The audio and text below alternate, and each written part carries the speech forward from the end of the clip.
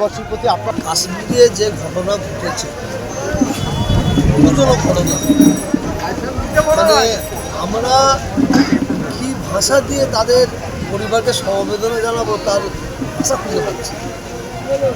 একটা জিনিস কাশ্মীরে জঙ্গি হানা হয়েছে, জঙ্গি যারা হবে তারা হিন্দু নয়, তারা মুসলিম। আপনাদের জানাচ্ছি যাদের কাছে স্লিপ আছে আপনারা প্রত্যেকেই টাকা পাবেন, একটু অপেক্ষা করুন 15 মিনিট পরে। জঙ্গির কোনো জাত নেই।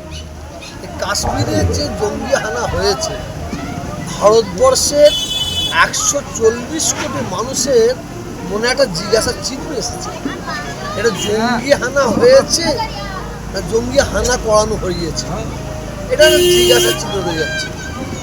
এর আগে পুলওয়ামার কাণ্ডে 40টা সৈন্যকে আমাদের মিলিটারি ভাইকে মারা হয়েছে, তার কোনো এখন কোনো সুরাহা হয়নি। আজকে ভারতবর্ষের মানুষগুলোকে নিয়ে রাজনীতি করা হচ্ছে না তো, এটা মানুষের কাছে জিজ্ঞাসা ছিল। আর আমি এবং আমার ভারতবর্ষের মানুষ আমরা চাইছি যারা জঙ্গি যদি পাকিস্তান যদি হানা করে, জঙ্গি হানা করে, এখনো ভারতবর্ষের সরকার মোদি অমিত শাহ হাত গুটিয়ে বসে আছে কেন? হাত গুটিয়ে বসে আছে কেন?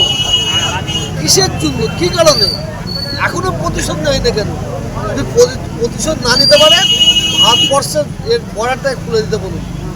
আমরা 140 কোটি মানুষ পাকিস্তানে ঢুকে তার প্রতিশোধ নিয়ে আসবো। এটা ভারতবর্ষের মানুষের একটা বড় জিজ্ঞাসায় এ প্ল্যান করে এই ধরনের ঘটনা ঘটানো হয়েছে কি না হয়নি, এটা জিজ্ঞাসা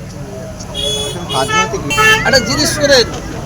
এর আগে পুলওয়ামার কাণ্ডে 140 মারা গেছে, তার বলছে তদন্ত হচ্ছে, তদন্ত এখন তদন্ত বেরিয়ে এসেছে, কিছু বেরিয়ে আসেনি। এবং আরেকটা বলি, তদন্ত হোক, তদন্ত চাই আমরা, কিন্তু শুধু বলছে পাকিস্তানে যে এই হামলা করবে, এই হামলা করবে, এই হামলা করবে, হচ্ছে না কবে? আমাদের ভারতবর্ষের সরকার কি হাতে চুরি করে বসাতে কেন নাকি? না পাকিস্তানকে ভয় খাচ্ছে?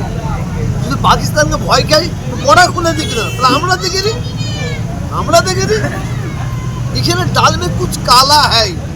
140 কোটি মানুষের মধ্যে একটা সন্দেহ যাচ্ছে।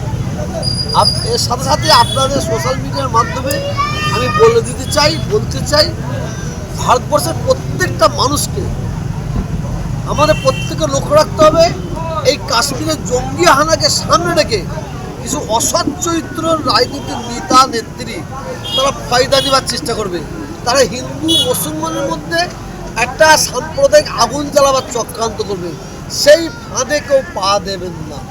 কেন এটা করা হয়েছে কি করেছে এটা পরের কথা, কিন্তু আমাদের প্রত্যেকের দায়িত্ব হচ্ছে আমাদের হিন্দু মুসলমান যে ঐক্য একতা যে ভালোবাসা ধরে রাখার দায়িত্ব, এটা আমাদের ধরে রাখার দায়িত্ব, ধরে রাখতে হামলা হয়েছে না জঙ্গি হামলা করানো হয়েছে না করানো হয়েছে। আজকে চারিদিকে সব কয়েকটা পাঁচাটা মিডিয়া, কয়েকটা মৌলবাদ মিডিয়া, কয়েকটা জঙ্গি মিডিয়া, এরা মুসলমানদের দিকে ইঙ্গিত দিচ্ছে।